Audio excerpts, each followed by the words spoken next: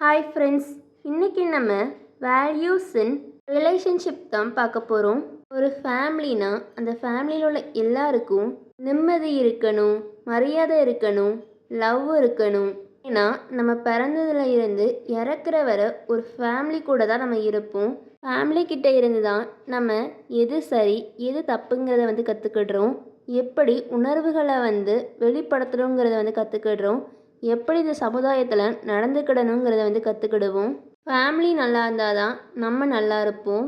ஒரு ஃபேமிலினா அதுக்கு ஒரு 7 வேல்யூ முக்கியமாக தேவைப்படும். ஃபஸ்ட்டு அஃபெக்ஷன், அன்பு. அஃபெக்ஷனுங்கிறது ஒரு ஆழமான உணர்ச்சி. ஃபேமிலிக்கு இடையில உள்ள பாசம், நெருக்கம்லாம் அஃபெக்ஷன்னு சொல்லுவோம். இதை வார்த்தைகளாலோ செயல்களாலேயோ இல்லை உணர்வுகளாலேயோ வெளிப்படுத்தலாம். Key points. அஃபெக்ஷன் ஃபேமிலி மெம்பர்ஸை நெருக்கமாக்கும். நான் இந்த ஃபேமிலியில் ஒருத்தங்கிற நம்பிக்கையை உருவாக்கும். கூடவே பாதுகாப்பான உணர்வை ஏற்படுத்தும்.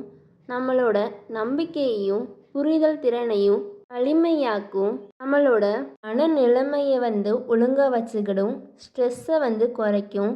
அஃபெக்ஷனுக்கு பெஸ்ட் எக்ஸாம்பிள் என்னென்னா, இப்போது ஒரு சைல்டு ஏதாவது ஒரு ஃபெயிலியரை அனுபவிச்சானா அதுக்கு பேரண்ட்ஸ் அன்பா இதெல்லாம் ஒன்றுமே இல்லைன்னு சப்போர்ட் பண்ணுவாங்கல்ல, அது அஃபெக்ஷனுக்கு ஒரு எக்ஸாம்பிள். ரெண்டாவது கேர்.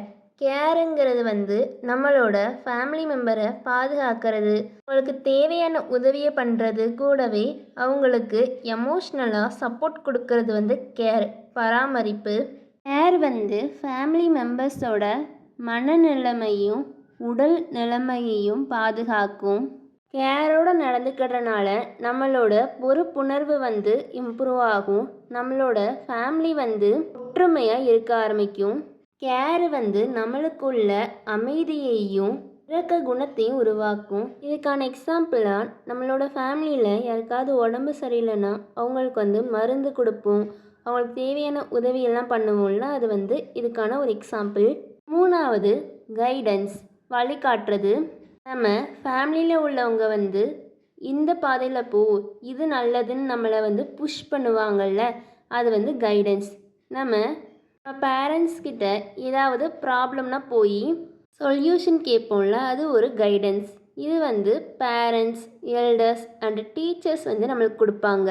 கைடன்ஸ் வழியாக நம்மளால் ஒரு முடிவெடுக்க முடியும், நம்மளோட இலக்கை அடைய முடியும். உன்னால் முடியுங்கிற கைடன்ஸ் கொடுக்கும்போது நம்மளுக்குள்ள கான்ஃபிடென்ட் வரும், டிசிப்ளினாக நடந்துக்கிடுவோம், பொறுப்புடையவங்களாக நடந்துக்கிடுவோம்.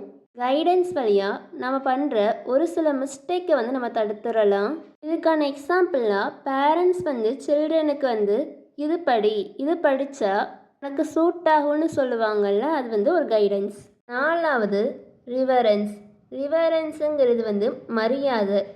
பெரியவங்களுக்கு, நம்ம ஃபேமிலியில் இருக்கிறவங்களுக்கு, நம்மளுக்கு நல்லது நினைக்கிறவங்களுக்கு நம்ம மரியாதை கொடுத்து மதிப்போம்ல, அது ரெவரன்ஸ். இது பெரியவங்களை, டீச்சர்ஸை மதிக்கிற குணத்தை ஏற்படுத்துது.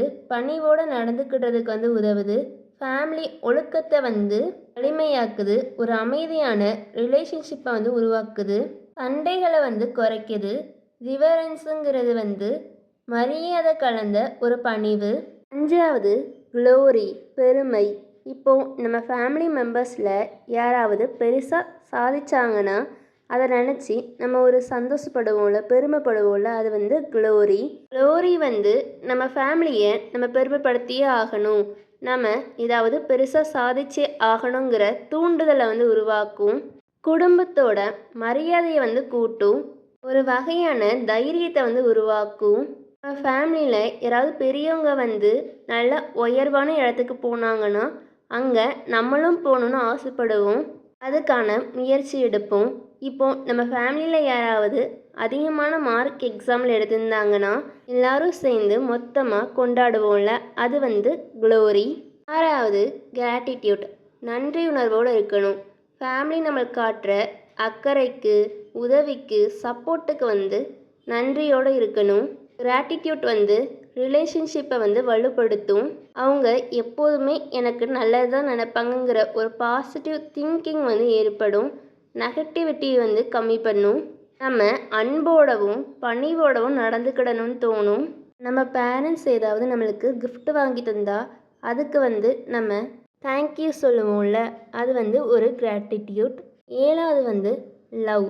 லவ் ஃபேமிலிக்குள்ளே ஏற்படுற ஒரு அடிப்படையான உணர்வு. அது பாசத்தில் இருந்தும் நம்பிக்கையில் இருந்தும் புரிஞ்சுக்கிறதுல இருந்து உருவாகும். லவ் தான் ஃபேமிலியோட அடித்தளம்.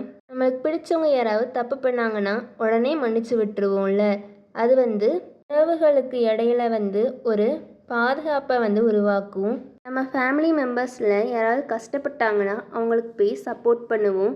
சப்போர்ட் பண்ணி உங்களை அந்த கஷ்டத்தில் இருந்து வெளியே கொண்டு வருவோம். அப்படி கொண்டு வரும்போது உறவுகளுக்கு இடையில ஒற்றுமை உருவாகும். லவ்வுக்கான பெஸ்ட் எக்ஸாம்பிள் பேரண்ட்ஸ் நம்ம என்ன தப்பு பண்ணாலும் மன்னிச்சு விட்டுருவாங்கல்ல, அது ஒரு எக்ஸாம்பிள். ஒரு ஃபேமிலி ஒற்றுமையாக நல்லிணக்கத்தோடு இருக்கிறதுக்கு இந்த 7 பண்புகளும் ரொம்ப முக்கியம். Affection, care, guidance, reverence, glory, gratitude and love. இந்த வேல்யூஸ் எல்லாம் கற்றுக்கிட்டு அதோட வழியில் நடந்தால் தான் நம்மளோட வாழ்க்கை நல்லா அமைதியாக சந்தோஷமாக இருக்கும். தேங்க்யூ. தேங்க்ஸ் ஃபார் வாட்சிங்.